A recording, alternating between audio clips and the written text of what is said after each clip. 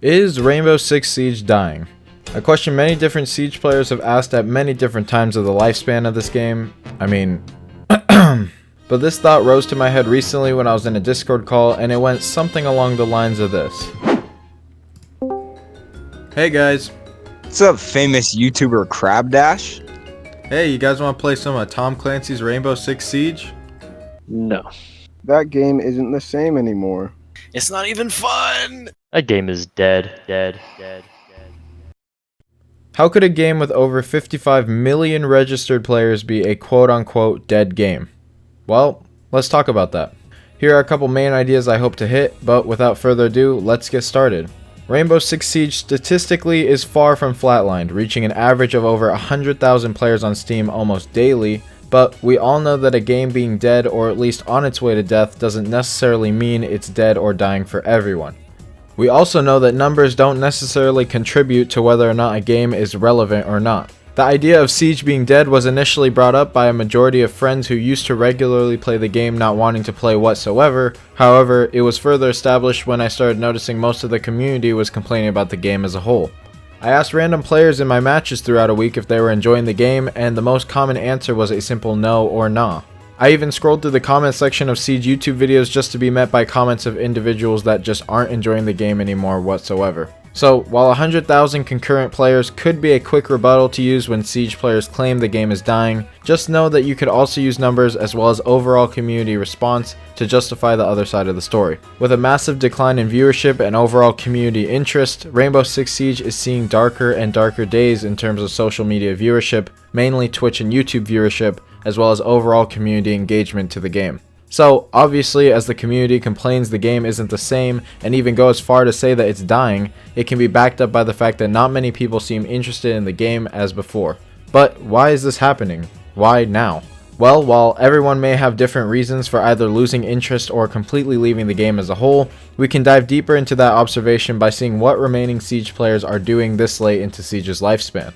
When looking at YouTubers who make Siege videos now in late 2020 and early 2021, we can see that out of all the amazing video creators, there's only one that will consistently get over 1 to 2 million views on Rainbow Six Siege videos, and that's Marley, with other similar YouTubers coming close behind, being Dom, Bikini Body, and Basically Homeless, etc, etc.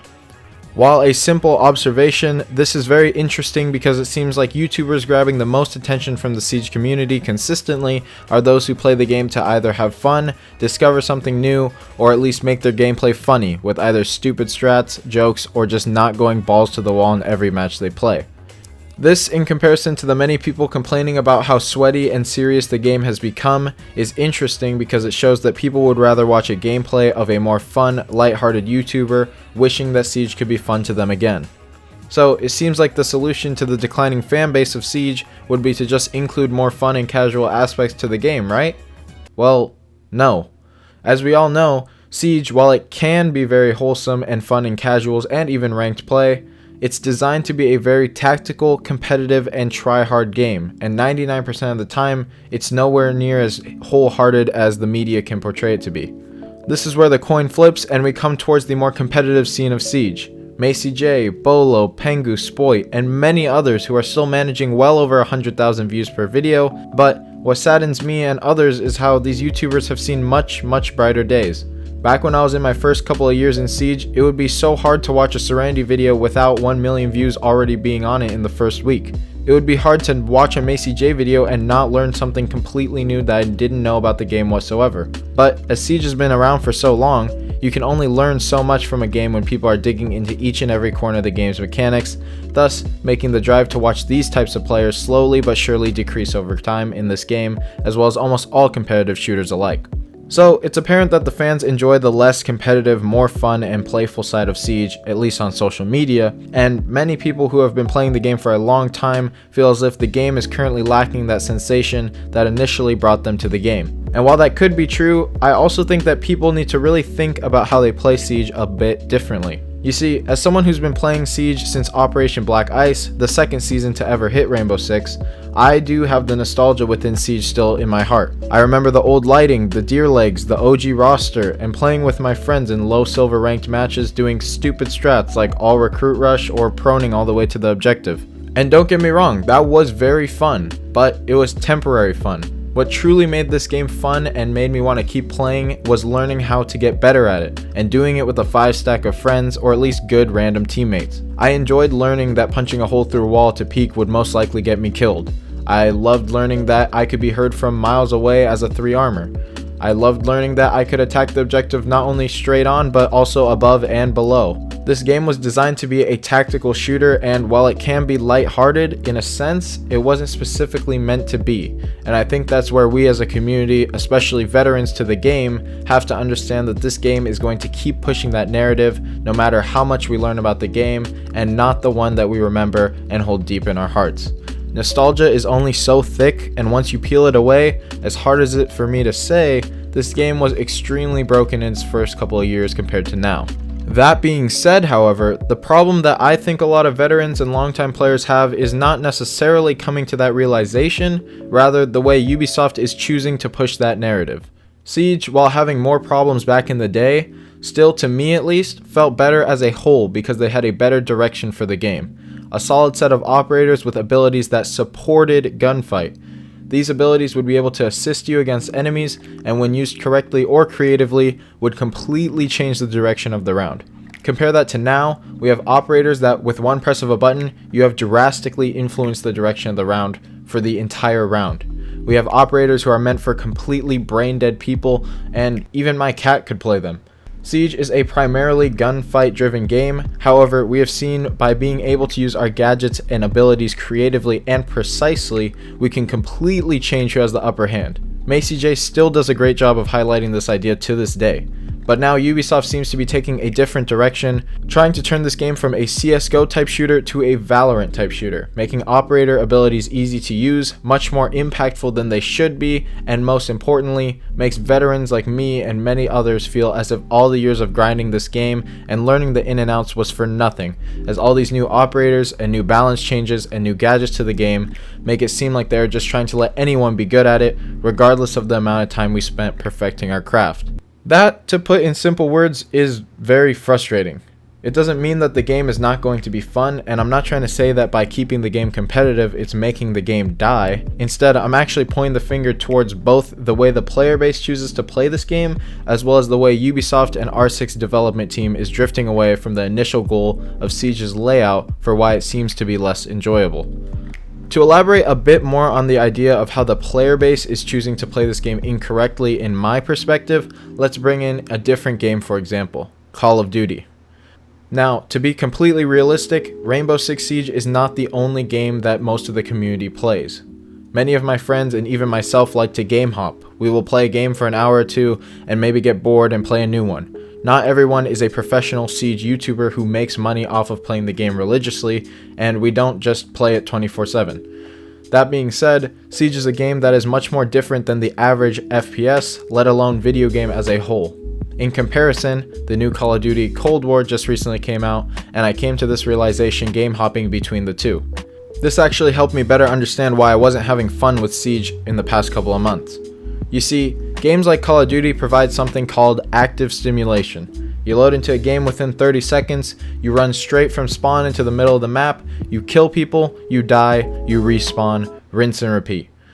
You don't necessarily lose much from dying in COD, and you're just continually are fighting enemies for the entirety of the match, constantly stimulating your brain while you're playing, and needing no preparation whatsoever to just start the game and start shooting. Compared to Rainbow Six, it's completely different. In Siege, whether it's casual or ranked, secure area, hostage, or bomb, you have to get into a game, vote on where you want to spawn, pick operators with unique abilities, go into the map with a drone to get information, or vice versa, protect the objective as a defender, and play out the entirety of the round using your ability, your gadgets, and your game sense to either win the objective or kill all enemies. Once you die, you're dead for the entire round. You die in spawn, there's a whole 3 minutes of your game where you're literally just sitting, bitching, and wanting to leave the game. So now looking at it, even though Cold War and Rainbow Six are both FPS shooters, they are in two completely different categories of video games. And since they are so different, I think that they should be treated completely differently as well. I realize that I've been having so much more fun in Siege when I mentally prepare to play the game. I realize that sometimes I don't want to think too hard and I just want to sit back and play a game. Games like Cold War or even story games or RPG games could be perfect for this situation. Why would I force myself to sit through a mentally demanding game such as Siege when I know that I'm just not in the mood and won't contribute to my team whatsoever? However, when I'm in the mood to play Siege, that means I'm in the mood to play the game. Tactically, paying attention, listening, observing, calculating, and everything else in between. Being mindful on when exactly I want to play Siege would not only help enjoy the game more, but prevent others from dealing with your toxicity when you're simply not in the mood for a cooperative experience. Siege's community is one of the most toxic I have ever seen, and gets progressively worse the higher I rank up. I think by truly wanting to cooperate and be mindful of when you are ready to give your all to the team and the experience of playing as a whole, you will find much more joy, success, and provide more for your team by doing so, thus making the experience of playing Rainbow Six so much better.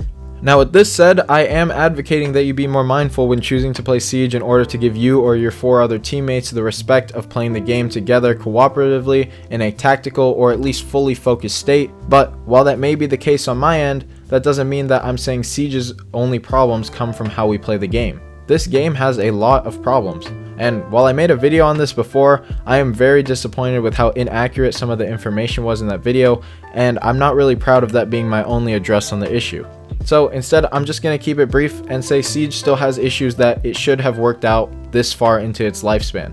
Some things are more mechanical, like sound bugs and hit reg, but there are still so many other problems deep within the surface of Siege that still need to be changed, and if they don't, I fear that this game will die quite quickly. One thing that I still don't understand and consistently lessens the experience of playing Siege are multi-ability operators. Operators can have an ability that provide different outputs. A fuse charge, for example, isn't only meant for killing people, but it can also force enemies to move, destroy the ground, destroy gadgets, etc. But in itself, it's only one ability. Now, Siege is making operators with 2 to 3 abilities each, making the idea of playing more thoughtfully with what you have go completely down the drain. A couple would be Aruni, for example. Not only does she basically stand as a new Jaeger or Castle mix, she also has a metal arm and leg to punch holes through walls and break hatches immediately. What's the point of that? I remember purposefully telling my team to either pick impacts or a shotgun in order to have open these hatches, but now you can have the best of both worlds with no repercussion. Zofia has one of the most OP gadgets in the entire game, and on top of that, can revive herself for no reason whatsoever. I mean, I really don't get it. Now, I understand multi-ability in the sense like Oryx, how he can counter shields as well as make holes through walls because that's his ability. It's literally to just run through things. I think that the direction the Siege developers are taking in new operators is definitely something that's pushing players away from Siege, as it seems like the operators are just too unrealistic, too over the top, and just not very fun to play against. I mean, I will admit though, tackling people with Oryx is the funnest shit ever. Boom.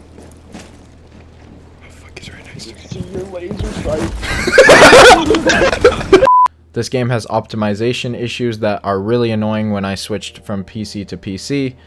Hackers are still, and let's be honest, always will be, a huge problem in this game. And even though there's not necessarily hackers on consoles, do you guys see how garbage the console community is in Siege right now? I mean, with keyboard and mouse emulators and modded controllers everywhere completely dominating higher ranks, like what's the point of even playing console at that point? So overall, Siege has problems that I can see people getting angry over. However, as a person who actively calls Ubisoft developers monkeys, I must say that this season hasn't been the worst by a long shot. And adding on to the new perspective I gained making this video and trying to find the stem of why I wasn't having fun between the seasons of Phantom Sight and Shadow Legacy, I refound my love for the game and actually relearned how to best enjoy it as well. So, in conclusion, as much as I don't want to say it, one of my favorite video games seems to very possibly be on its way towards its inevitable death. Backed up by the lowering community support and social media viewership, it is evident that Rainbow Six, while not very steep, is declining in its popularity and active player base.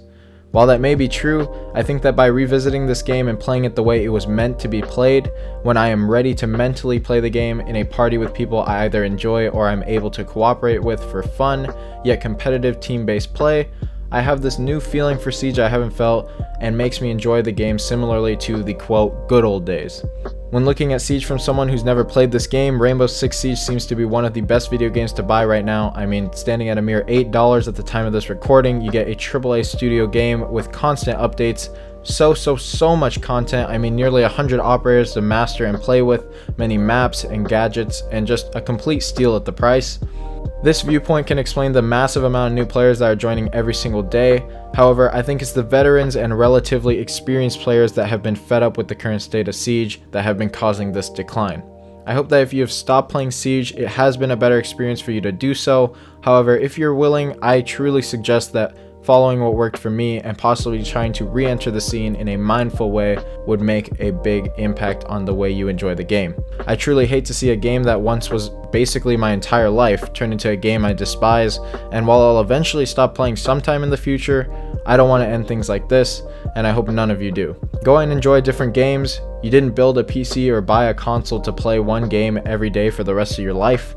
I've been trying different games recently, and not only has it been helping me enjoy my life and gaming experience much more, but it also makes Rainbow Six stand out from the crowd as a unique shooter that I enjoy playing when I am in the mood. I truly hope you guys enjoyed this video and my viewpoints. If you guys didn't, please feel free to comment down below what you guys think. It's interesting to see you guys talk down below, and hopefully you can help someone who's not enjoying the game enjoy it even more. In case you didn't know, I'm Crabdash. I hope you guys enjoyed this video. If you did, make sure to like it and subscribe, and hopefully I will see you guys in the next video. Let's dash to it.